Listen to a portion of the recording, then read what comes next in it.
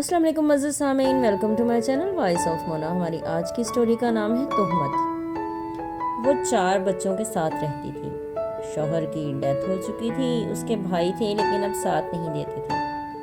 किसी की ज़ुबानी उसकी कहानी सुनी। शौहर का इंतकाल हुआ तो ससुराल वालों ने घर से निकाल दिया। कभी कुछ तो कभी कुछ मेहनत करके वक्त गुजारती। पहले भाई मदद करते थे, फिर एक दिन उसे किसी के साथ घर की छत पर उसके बेटे ने देख लिया तो शोर मचा दिया। सारा मोहल्ला इकट्ठा हो गया। सब आ गए, उसको पकड़ लिया और खूब मारा।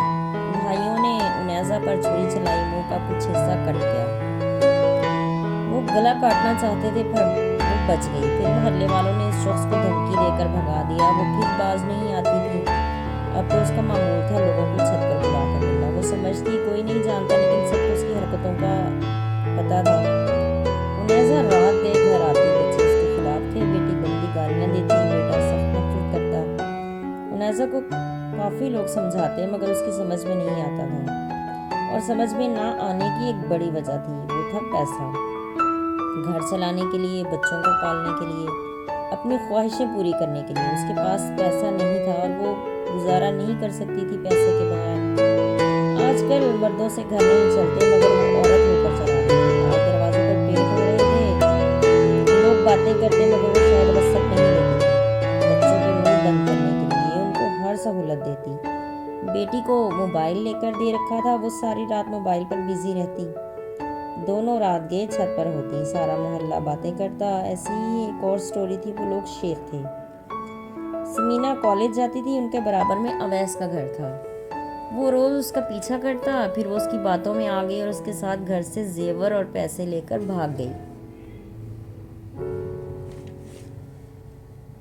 अवैस उसे लेकर किसी दूसरे शहर चला गया। वहां जाकर निकाह कर लिया। समीना के घर वालों ने उनका पर्चा करवा दिया। पुलिस अवैस के घर वालों को पकड़ कर ले गई। काफ़ी दिन पुलिस का मसला बना रहा। वक्त गुजर रहा था। फिर 1 साल के बाद वो लोग वापस आ गए। अब वो बराबर में ही रहती थी। फिर सुलह हो गई। समीना की फैमिली की बहुत बेइज्जती हो चुकी थी। लोगों ने उनको अच्छा समझना छोड़ दिया था। समीना आ तो गई थी। हालात की वजह से अब सलीम उससे झगड़ा करता और जलील करता। अब दोनों एक दूसरे को जलील करते। उनके हाथ 3 बेटे और एक बेटी हुई। बच्चे भी उनके झगड़े से तंग थे। फिर वो बड़े हो गए मगर वो घर से भागने की स्टैंप जो लग गई थी वो अब ख़त्म नहीं हो सकती थी। बच्चे बड़े हुए तो उनके लिए मसला बन गया। वो बात अब तक लोगों को याद थी, लेकिन फिर वक्त था और गुजर गया था। बड़े बेटे ने अपनी मर्जी से शादी कर ली। उसकी बीवी अच्छी थी और समीना का साथ देती थी। समीना बेटी के लिए परेशान थी। फिर समीना के भाई ने उसका रिश्ता मांग लिया। समीना ने भाई के पांव पकड़कर माफ़ी मांगी और शुक्रिया अदा किया कि उसकी गलती के बावजूद उसका साथ दे रहे हैं। उसकी बेटी को अपनी बहू बनाने का बोला। फिर निदा ब्याह कर मामू के घर चली गई। फिर मुमानी ने एक दिन बोल ही दिया, तेरी माँ ने भागकर सबके लिए मुसीबत खड़ी कर दी थी। निदा बहुत रोई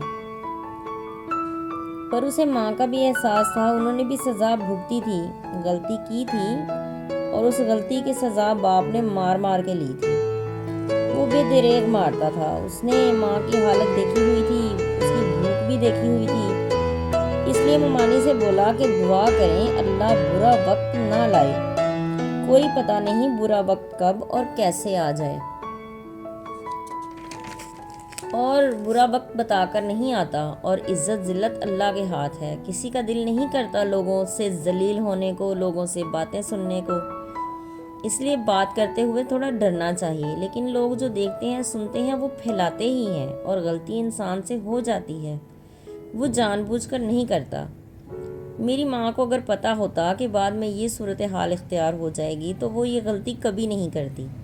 उस दिन के बाद मुमानी ने बात नहीं की। मामू को पता चला तो उन्होंने भी मना किया कि अब दोबारा इसका दिल ना दुखाना। और मेरी बहन बहुत अच्छी थी। वसीम ने उसे बातों से बहका लिया। समीना अब हर किसी को समझाती कि ऐसी हरकत मत करना, बाद में मोहब्बत ख़त्म हो जाती है, उसी इंसान को आप बुरे लगने लग जाते हो। निदा कुछ सब समझती। माँ पर लगी तोहमत ने उसे बहुत समझा दिया था। उसे दुख था मगर वो क्या कर सकती थी। गया वक्त तो हाथ नहीं आता। वो बहुत तकलीफ में रही थी। निदा अब माँ को कभी कभी बुला लेती। वो आकर अक्सर रह लेती थी। अब उनके साथ सबका रवैया ठीक था। ندا ماں سے بہت پیار کرتی تھی، وہ ان کا ساتھ دیا کرتی۔ جیتے رہیے، خوش رہیے، ملتے ہیں اگلی کہانی کے ساتھ۔